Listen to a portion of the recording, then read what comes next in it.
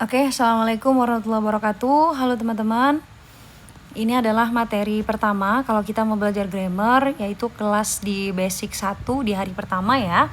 Jadi seperti yang tadi Miss udah jelasin, bahwa untuk tahap pertama kita belajar grammar, kita harus tahu dulu bahasa Indonesianya ya, karena di grammar itu kebanyakan istilah-istilah grammar, dan cara kita memahaminya adalah kita harus tahu dulu bahasa Indonesianya apa gitu, biar mudah untuk memahami istilah yang ada di dalam grammar.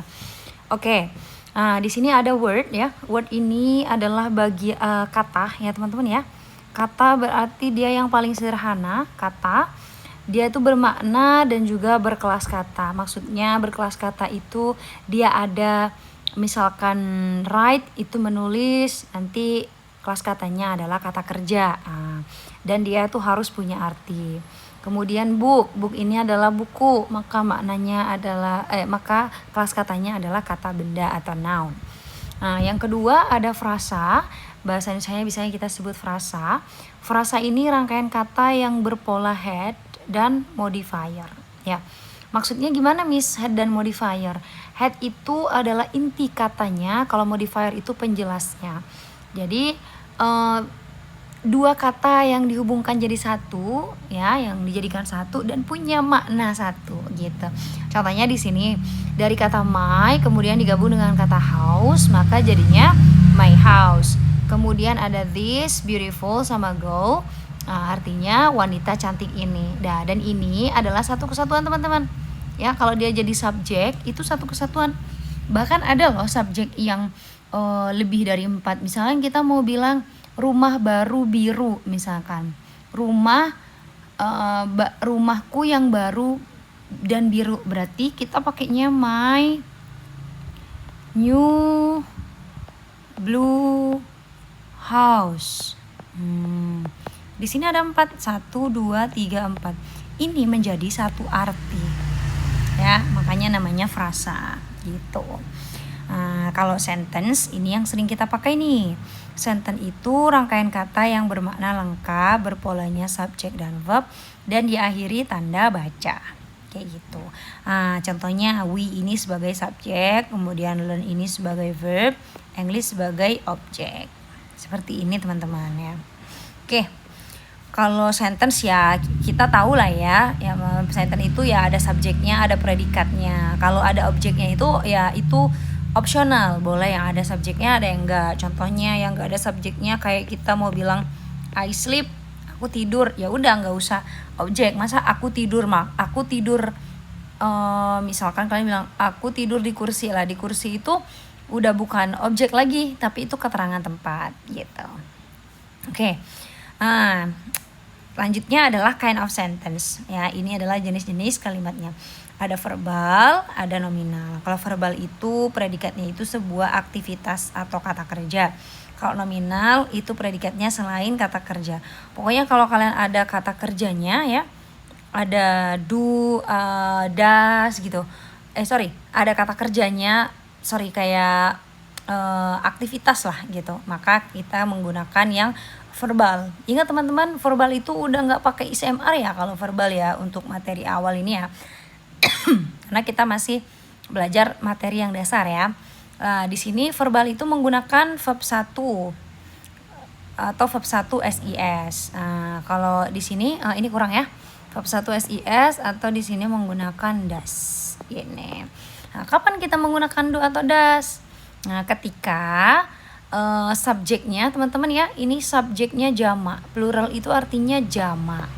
Kalau yang singular itu ini ya, ini kan jamak. Kalau ini berarti tunggal. Sebenarnya nggak perlu dihafal ya, Ayu Dewi Shi itu nggak perlu dihafal. Jadi kalau ada S-nya, ini S das, maka ini untuk yang subjeknya 1. Misalkan Miss mau bilang my cat, kucingnya kan 1. Berarti kalian pakai do atau das? Pakainya das ya, karena dia 1. Das apa gitu. Tapi kalau aku bilang my cats, kucing-kucingku, dipakai do. Jadi intinya yang 1 dia penggunaan S. Begitu juga dengan is, mr. Is mr ini yang ada S-nya adalah is, maka is inilah yang digunakan untuk yang tunggal. Kayak gitu. Oke, kita bahas yang verbal dulu ya teman-teman. Verbal, ingat kalimat verbal itu yang ada kata kerjanya ya. Yang ada aktivitasnya di sini ada kata writes ya. Kalau dia satu maka di sini ada s-nya karena kita menggunakan verb satu yang ada s atau is-nya. She writes a letter, she doesn't write a letter, does she write a letter? Kayak gitu. Terus does ini artinya apa? Does ini artinya apakah? Apakah yang jawabannya itu nanti kalau nggak yes berarti no, gini ya. Oke, kayak gitu teman-teman ya. She writes a letter, dia menulis bersurat, dia tidak menulis surat, dan apakah dia menulis surat, kayak gitu. Kemudian kita masuk ke nominal teman-teman ya. Nominal itu berarti tidak ada kata kerjanya. Nah, gimana nih Miss? Nih contoh, tidak ada kata kerjanya ya kita menggunakan kata sifat ya. Bisa juga menggunakan kata benda, bisa juga menggunakan apa teman-teman? Sifat, benda atau tempat. Contohnya di sini smart. Smart ini kan bukan sebuah kegiatan. Smart ini adalah adjective atau kita sebut sebagai kata sifat. Gini. Nah, berarti you are smart, you are not smart, are you smart gitu. Nah, jadi kamu pintar, kamu tidak pintar, apakah kamu pintar gitu.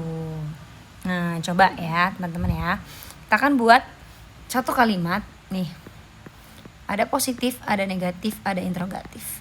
Kalimatnya adalah mereka berada di sini. Nah, coba kalian coba teman-teman analisa ini kalimat verbal atau nominal. Mereka berada di sini. Nah, mereka berada di sini itu tidak ada kata kerjanya. Dia cuma menjelaskan tempat aja. Mereka berada di sini. Berarti mereka bahasa Inggrisnya they. Ya, berada. Kita nggak boleh bilang apa ya berada. Langsung aja they are here. Mereka tidak di sini. Berarti they are not here. Apakah mereka di sini? Are they here? Gini. Are they here? Oke, kayak gini teman-teman ya. Jadi kalau kalimat negatif ditambahin not, kalau interrogatif maka artinya ditaruh di depan. Gitu. Kemudian ada latihan lagi, teman-teman coba buat kalimat yang positif ya. Gini, apakah kamu mengunjungi ibumu? Apakah berarti kalimatnya interrogatif ya. Apakah kamu, kita tulis dulu kamu, you. Oh, you itu pakai do atau das ya? Pakai do.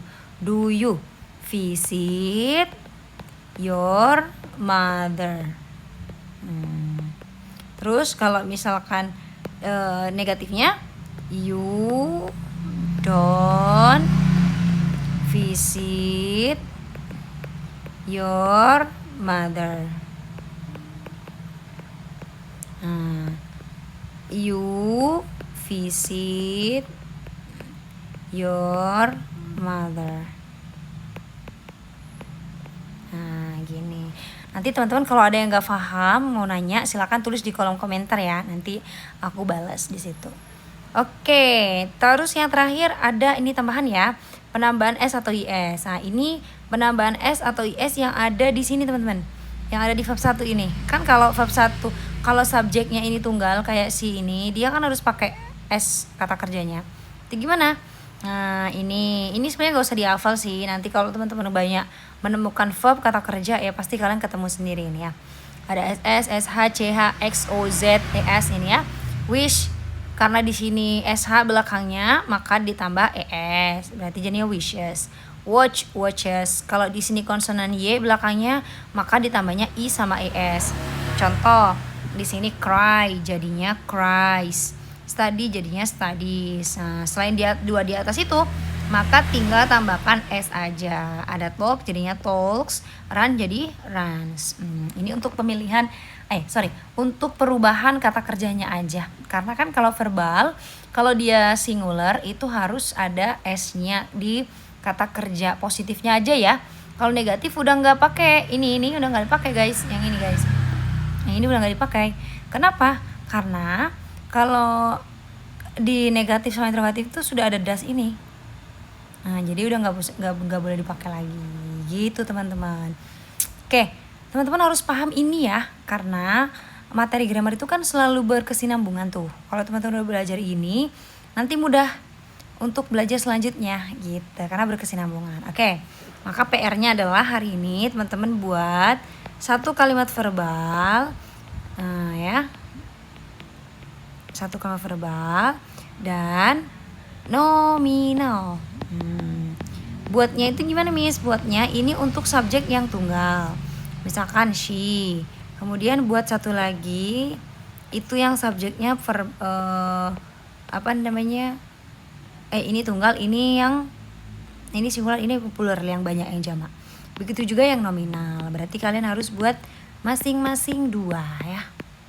Masing-masing 2 gini. Oke? Misalkan ini pakai my uncle misalkan. My uncle kan 1. Terus di sini kalian pakai my friends. Nah, jadi subjek itu enggak cuma Ayu Dewi she it ya, bisa yang lain. Nah, lanjutin nih, she apa, they apa, lanjutin sampai jadi kalimat interrogatif. Itu tugas kalian ya, atau salah satu PR buat kalian. Silakan nanti kalau udah boleh di-submit langsung, boleh di-submit di kolom komentar, boleh dikirim ke WA, boleh, kayak gitu. Oke, mudah-mudahan bermanfaat teman-teman ya. Besok kita materi baru. Silakan dipelajari lagi. See you in the next lesson. Wassalamualaikum warahmatullahi wabarakatuh.